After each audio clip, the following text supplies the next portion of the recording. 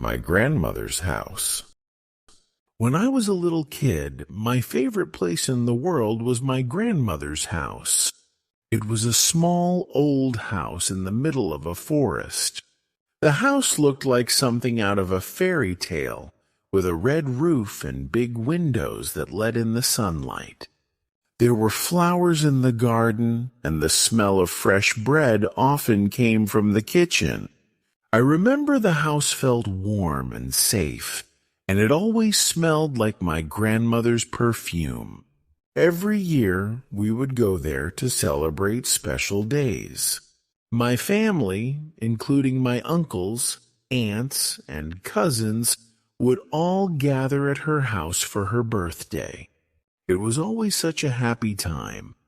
My grandmother would smile, and her eyes would sparkle as she hugged everyone. We would sit around the big wooden table in her kitchen, laughing and talking. She would make our favorite food, like her famous apple pie and her delicious stew. The house would be filled with the sound of voices, the clinking of glasses, and the smell of food cooking. Christmas and New Year's were also special times at Grandma's. There was always a big Christmas tree in the corner of the living room, decorated with shiny ornaments and colorful lights. We would all sing Christmas carols, and Grandma would play the piano. Sometimes we would sit by the fireplace, drinking hot chocolate and talking about old memories. But everything changed when my grandfather passed away. He had always been strong, always there with a warm hug or a funny joke. After he died, Grandma seemed quieter. She still smiled and cooked for us, but there was a sadness in her eyes. It was hard for me to understand at first, but I later realized that she missed him very much. She became more and more lonely. We would still visit her, of course, but not as often. My parents often asked her if she wanted to move to the city with us. They said it would be better for her to live with us, where she wouldn't be so lonely. But Grandma always refused. "This is my home," she would say, touching the walls softly. "I can't leave." Grandma loved her house in the forest. It was a part of her. She knew every tree, every bird, every flower in that place. The forest was her friend. The house was old, but it was hers, and she didn't want to leave it.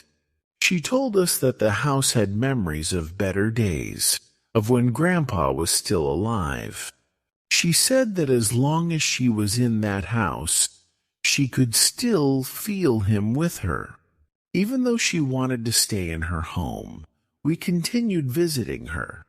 We would drive to her house on weekends, especially in the summer. The drive through the forest was always beautiful. The trees were tall, and the road was narrow, but we loved the trip. I remember the sound of the tires on the gravel road, the smell of pine trees, and the way the sunlight filtered through the leaves. When we arrived at Grandma's house, she would always greet us with a big hug and a kiss on the cheek. She would show us what she had been working on, a new garden project, a new painting she had made, or a batch of fresh cookies she had baked for us. However, one day, things started to change. Grandma began to look tired, and she didn't cook as much. Her smile wasn't as bright as before. I asked my parents what was wrong, but they didn't say much. We kept visiting her, but it wasn't the same. I could see that she was slowly getting weaker. Then, one cold winter morning, we got the sad news. My grandmother had passed away. It felt like the world had stopped. I couldn't believe it. Grandma was gone. She was no longer there to greet us with her warm hugs or make us her delicious meals. After her passing, the house was empty. The sound of laughter and music was gone. The garden was overgrown, and the windows were dusty. The piano in the living room sat silent. The house that had once been full of life and joy was now quiet, and it felt so strange.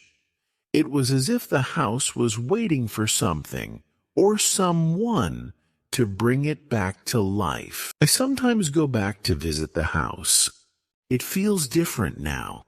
The forest still surrounds it, but the feeling of warmth is gone. The house feels cold and lonely. I stand in the garden, looking at the flowers Grandma used to care for, but they are not as bright as before. The trees in the forest seem taller, the air colder. There is no sound of laughter anymore, just the wind through the trees. I miss the days when the house was full of life, when everyone would gather there to celebrate and enjoy the warmth of family.